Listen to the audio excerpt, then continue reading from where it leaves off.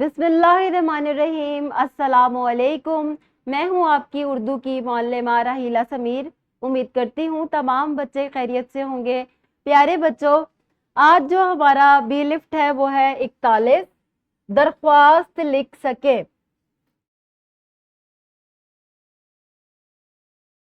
تسلسل کی سرگرمی آپ نے اپنی کتابوں پر کرنی ہے۔ ہم اسکول سے چھٹی لینے کے لیے کیا لکھتے ہیں، درست جواب پر آپ نے ٹک لگانا ہے۔ جلدی سے یہ سرگرمی کریں۔ آج ہم آپ کو سکھا رہے ہیں درخواست نویسی، کہ درخواست کیسے لکھتے ہیں اور کس کے نام لکھتے ہیں اور اس کا طریقہ کار کیا ہے۔ سب سے پہلی بات یہ ہے کہ درخواست ہے کیا۔ درخواست کا مطلب ہوتا ہے عرض کرنا، کوئی کسی سے کہنا کہ مجھے کوئی رعایت چاہیے۔ درخواست وہ باقاعدہ تحریر ہے جو طلبہ اپنی کسی اہم ضرورت کے پیش نظر پرنسپل کے نام لکھتے ہیں۔ اور درخواست کون کون سی ہوتی ہے؟ درخواست برائے چھٹی، ضروری کام کے لیے بھی آپ چھٹی لے سکتے ہیں، ٹھیک ہے، اور اس کے علاوہ آپ بیماری میں بھی چھٹی چاہیے ہوتی ہے، فیس معاف کروانی ہو تو بھی آپ درخواست لکھتے ہیں۔ درخواست کا خاکہ کس طرح ہوتا ہے؟ سب سے پہلے آپ نے جس کے نام درخواست لکھنی ہے اس کا عہدہ لکھنا ہوتا ہے، باخدمت جناب پرنسپل صاحب، اور آپ نے آگے اسکول لکھنا ہے جیسے چیز اکیڈمی لاہور، ٹھیک ہے۔ اس طرح آپ نے یہاں پر پورا پتہ لکھ دیا۔ اس کے بعد عنوان ہوتا ہے، عنوان سے ہی پتہ چل جاتا ہے کہ آپ کا کیا مقصد ہے۔ آپ نے یہاں پر لکھنا ہوتا ہے درخواست برائے رخصت، بیماری یا ضروری کام، اور اس کے بعد آپ نے جناب عالی لکھنا ہوتا ہے۔ جناب عالی کے بعد یہ آپ نے ندائیہ کی علامت ضرور ڈالنی ہوتی ہے، اس کے بھی نمبر ہوتے ہیں۔ اس کے بعد آپ نے گزارش ہے یا التماس ہے، بڑے ہی اچھے طریقے سے ادب سے آپ نے درخواست لکھنی ہوتی ہے۔ اور اس کے بعد آپ نے اپنا مقصد لکھنا ہوتا ہے کہ میں بیمار ہوں اس لیے میں اسکول حاضر نہیں ہو سکتا، براہ مہربانی مجھے 2 دن کی یا 4 دن کی چھٹی چاہیے۔ اور ایک اور بات جو غلطی طلبہ کرتے ہیں وہ یہ ہے کہ وہ براہ مہربانی کو، یہ صحیح لکھا ہے میں نے، براہ مہربانی کو برائے مہربانی لکھ دیتے ہیں۔ یہ برائے اس طرح لکھنا بالکل غلط ہے۔ براہ ہمیشہ ایسے لکھتے ہیں کہ نیچے زیر ہے، براہ۔ آئندہ سے آپ نے اس بات کا خیال رکھنا ہے، اس کو ایسے نہیں لکھنا، یہ غلط ہے۔ اس کے بعد آپ نے یہاں پر یہ جو آپ کو لائنیں نظر آ رہی ہیں، یہاں پر آپ نے لکھنا ہوتا ہے العارض، آپ کا فرما بردار یا آپ کی فرما بردار شاگردہ۔ یہاں اپنا نام لکھیں، جو بھی آپ کا نام ہے۔ اگر آپ ظاہر نہیں کرنا چاہتے تو الف ب جیم لکھ دیں اگر امتحان میں لکھنا ہے تو، لیکن اگر آپ سچ مچ درخواست لکھ رہے ہیں تو اپنا نام لکھیں، اپنی جماعت لکھیں۔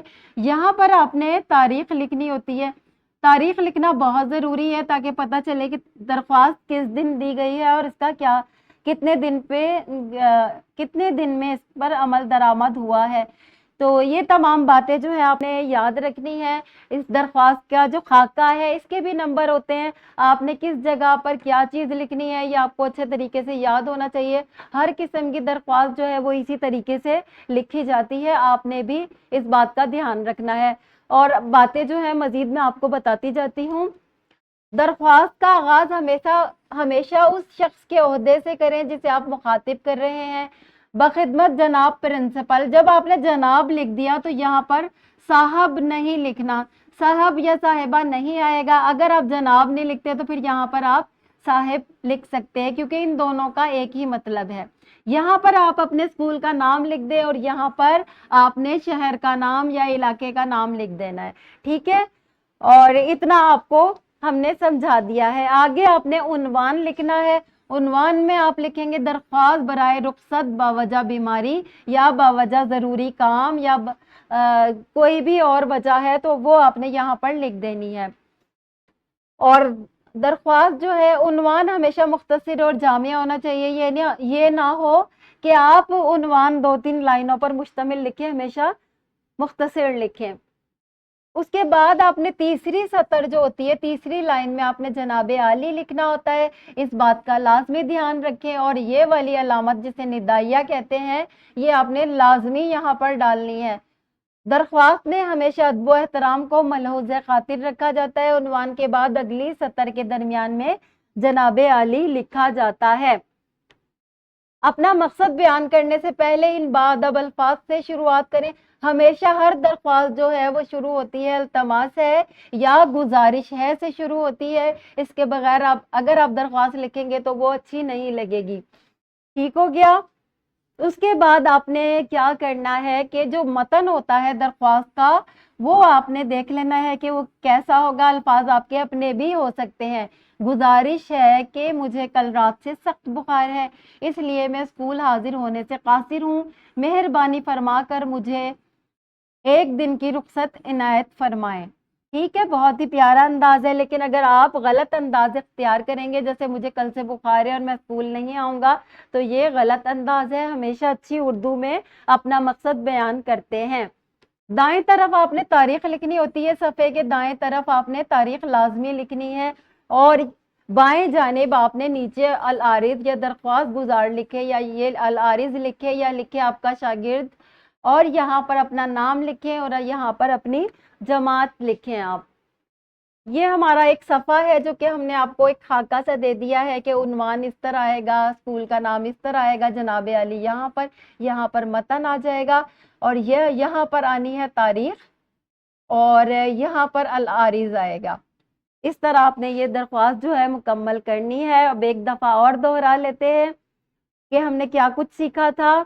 और दरख्वास्त लिखने के बाद आपने पढ़ लेना है, इसमें कोई गलती तो नहीं है, और चेक कर लें कि आपने प्रिंसिपल और स्कूल का नाम दुरुस्त लिखा है, दरख्वास्त का उन्वान वाजिया है और जनाब अली का इस्तेमाल किया है, लामत लगा दी है।